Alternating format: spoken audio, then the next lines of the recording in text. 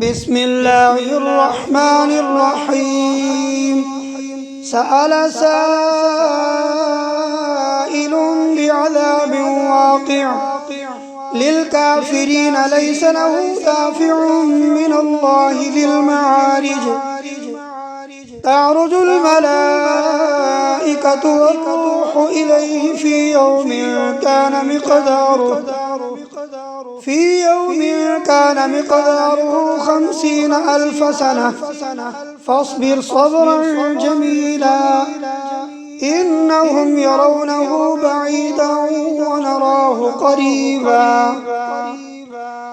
يوم تكون السماء كالمهل وتكون الجبال كالعهن ولا يسأل حميم حميما يبصرونهم. يود المجرم لو يفتدي من عذاب يومئذ ببنيه وصاحبته وأخيه وفصيلته التي تؤويه ومن في الأرض جميعا ثم ينجيه. كلا إنها لظى نزاعة للشوى تدعو من أدبر وتولى وجمع فأوعى. إن الإنسان خلق هلوعا إذا مسه الشر جزوعا وإذا مسه الخير منوعا إلا المصلين الذين هم على صلاتهم دائمون والذين في أموالهم حق معلوم للسائل والمحروم والذين يصدقون بيوم الدين والذين هم من عذاب ربهم مشفقون.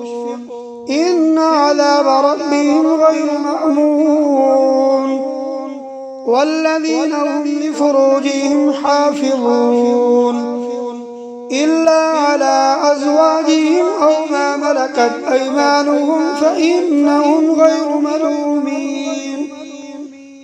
فمن ابتغى وراء ذلك فأولئك هم العادون والذين هم لأماناتهم وعهدهم راعون والذين هم بشهاداتهم قائمون